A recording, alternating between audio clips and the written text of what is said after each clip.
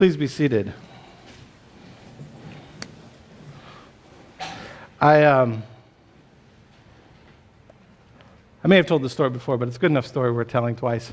I was actually asked to speak at a youth event back in the summer of 2007, and the theme of the event was choices. And I couldn't come up with a text for this verse for the event. And I was working at a camp that summer as a program director, and I got to ride a golf cart around camp because I was special. And I had my Bible next to me, and I literally hit a bump, and my Bible flew out of the golf cart, and it opened. And it opened. The first verse I saw was this verse. And I thought, well, I guess I'll use that verse then. I thought that was kind of neat. So Jesus gives them a choice, and Peter says, "You are the Messiah, the Son of the living God." What I want to focus on today is what Jesus says to Peter after that. Verse 18, he says, "On this rock I will build my church, and the gates of Hades will not prevail against it." Now, we got to take care of some homework here that I'm going to share with you before we get into this. On this rock, Jesus says, I will build my church. Catholics, any former Catholics in here? Anyone who still considers them a Catholic in here? It's okay if you raise your hand. Catholics use this verse to justify having a pope, because this is where Jesus made Peter the pope. Where others would say, well, no, it wasn't that Jesus was making Peter the pope, it was his confession and his faith that the church is built on. Well, that's right too, but scholars would say, especially Lutheran seminary professors, that Jesus did indeed make Peter the pope. So the question then from then on was, should there have been a pope after Peter died? Well, we don't know that. But anyway, Jesus does make Peter the pope. This is the only place where the only gospel where Jesus says, "I will build my church." This is the only place that Jesus says that. I will build my church, which is kind of nice, thinking that the church is here today because Jesus built it and it's his. And Jesus has built, even just look at abiding grace, Jesus has built abiding grace, and this church is his. And then he says, the gates of Hades will not prevail against it. I'm sure you've often heard this verse before. Someone just says the gates of hell will not prevail against it. Well, Hades and hell are different in the Greek. Hades is just the place of the dead. Hell is part of that. But Jesus in Luke says that he's giving the parable of the rich man and Lazarus. He talks about Hades being a place of torment. So we're going to call Hades hell today. And I'm sorry if there's a Greek scholar here who disagrees with that. But for this, I'm taking the preacher's license. But he says that the gates of hell will not prevail, which means that the gates of hell are at work. The devil is at work. The devil is out there. The devil is actually in here this morning at work. The devil is everywhere at work. But the devil, Jesus says, will not prevail against his church. And so I was on Facebook this week, and Lindsay Gideon posted something that I really enjoyed. It's a Paul Harvey piece. Everybody know who Paul Harvey is? If you came up for the children's sermon, you probably don't know who Paul Harvey is, but that's okay. It's a piece by Paul Harvey. Said, "If I were the devil." Has anybody heard this before? If I were the devil. He first wrote it in 1964, 50 years ago. Then he edited as time went on, and I'm going to read an excerpt from 1996, a newspaper version. Again, this is edited down because the original is a little bit long. So Paul Harvey, you can imagine hearing this in Paul Harvey's voice. "If I were the prince of darkness, I would want to engulf the whole world in darkness. I would set about, however necessary, to take over the United States.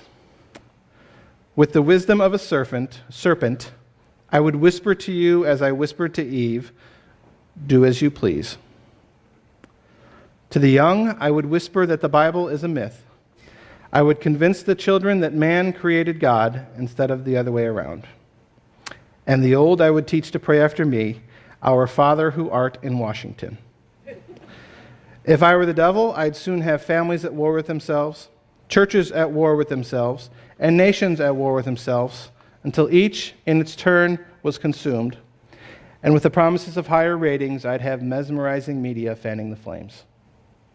Soon I would evict God from the courthouse and the schoolhouse, and then from the houses of Congress. In his own churches, I would substitute psychology for religion and deify science. I'd convince the young that marriage is old-fashioned and that what you see on television is the way to be. In other words, if I were the devil, I'd just keep right on doing what he's doing. Many of these words were written 50 years ago. So according to Paul Harvey, the devil has been busy and successful. The devil is doing a good job. So how can we, the church that Jesus built, his church, fight the gates of hell? How can we claim that promised victory that Jesus says, the gates of hell shall not prevail on you, because you are a member of Jesus' church? Well, we start with Paul Harvey. We're actually going to use a lot of the things he said today. It says, with the wisdom of a serpent, I would whisper to you as I whispered to Eve, do as you please. Do as you please, which a lot of people do as they please. But if we, the church, want to fight the gates of hell, we can't do as we please. Actually, we have to do the right things. We have to make the choice that Peter made and say, you are the Messiah, the Son of the living God, which means I have to listen to the things you say. I have to do the things you ask me to do. Our lives are full of choices. Some aren't that important, like what are we going to wear to church on a Sunday morning? But others are much more important. Like what are we going to say to the person on the corner who's holding a sign? We're going to say, get a job? Or are we going to say, here's money to go have lunch? The choices that we make define who we are. Everyone categorizes you by the choices you make. And if we're going to fight the gates of hell, the choices we make, people should see and say, that's the type of person I want to be around. Paul Harvey says, to the young, I would whisper that the Bible is a myth. I would convince the children that man created God instead of the other way around. Our children are so important. They are so important to the church. They're so important to our society. In a few years, they're going to be running things, as Johnny Cash sang about. What do we do with our children? I'm always excited when we baptize a baby, because to me, it's an important thing happening to the baby, but it's even more important that the parents are deciding to baptize their baby, to me.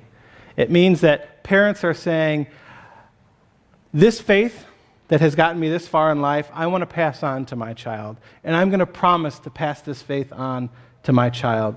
And it just starts with baptism. It's just the start. When they get older, you're asked and you promise to teach them the Bible.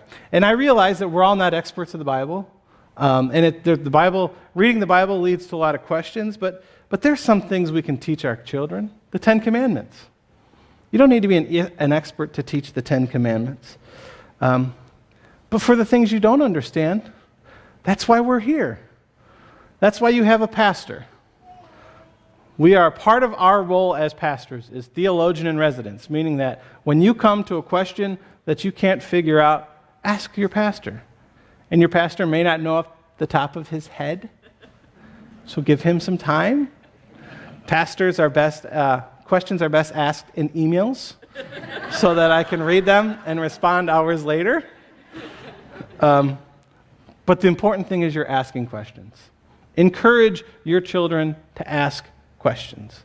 Ask questions of Sunday school teachers. Ask questions of confirmation teachers. Ask questions about everything.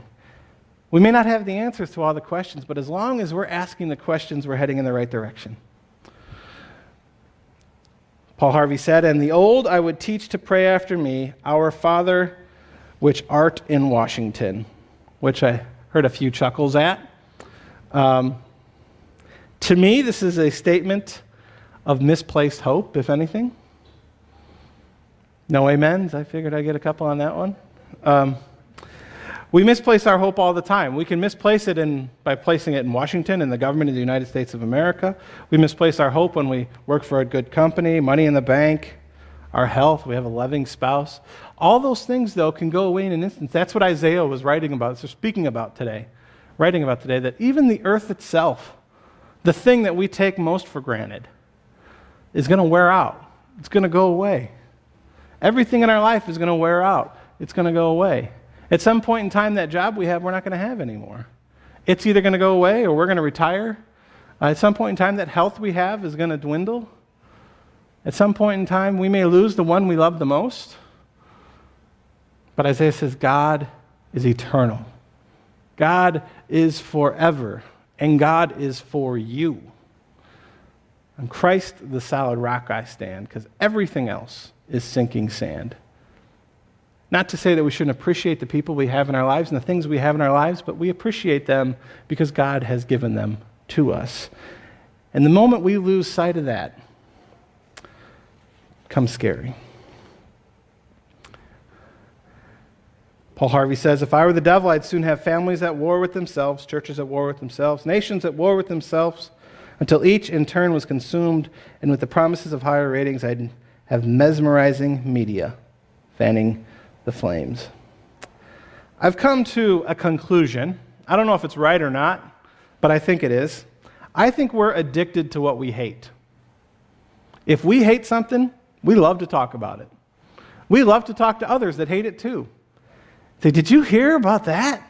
Let's talk. And so we are addicted to what we hate. And so a lot of media knows that. So they either tell you what to hate and then continue to talk about it, or they know what you hate and they talk about it all the time so that we continue to watch because we want to talk about and know about all the time the things we hate. And I'm convinced that if we eat, sleep, breathe, and are entertained by negativity and hate, guess what happens to us? We become negative people, hateful people. Now, it's okay to disagree, and it's okay to be angry. It's okay to be angry with your enemies that are doing terrible things. But when we hate, the gates of hell prevail. The only one who wins is the devil. As people of God, we have to give up our hatred of others. In his own churches, I would substitute psychology for religion and deify science. This is the last one I'm going to talk about. Paul Harvey wrote, substitute psychology for religion. Firstly, science is important and should not be ignored by religion. Let's just get that out of the way. Science is important, shouldn't be ignored, but it does not give us the answer to all the questions in life. So, psychology. Psychology is more appealing than religion because psychology is easier than religion. If I changed my way of thinking, I can change my actions, I can change my life. You've probably gotten flyers in the mail of sermons, 5 steps to a better life, 5 steps to a better marriage, 5 steps to being a better parent. Just come and listen to the sermon series, 5 steps to change your life. And to be honest, preaching that way is a lot easier. It's a lot easier to come up with a sermon, 5 steps to change your life. I'm going to run through the steps. I'll throw a joke in here. Hopefully you'll laugh. Maybe I'll screw up. Maybe you'll laugh. I'll say amen. We're going to go on our way. It's easier to preach that way. This sermon is no different so far. I presented a question to you, and I've given you the answer. And I'm hoping that you're going to go out and you're going to live your life changed because you heard the answer to how we prevail against the gates of hell, and you're going to go out and you're going to do it, and the church is going to win. But it's leaving out something really big, isn't it? For one time, Paul Harvey missed the rest of the story. Because Jesus is the only answer to how the church prevails against the gates of heaven. We show our children Jesus, the best friend they will ever have, the best friend we've ever had. We trust in Jesus all the time, but especially when everything is falling apart. We turn to Jesus and his words when we have trouble getting along because it's impossible to read the gospel and hate somebody. We make our church about Jesus. I mean, it is his church anyway. And we watch Jesus defeat hell because only he can do it. Amen.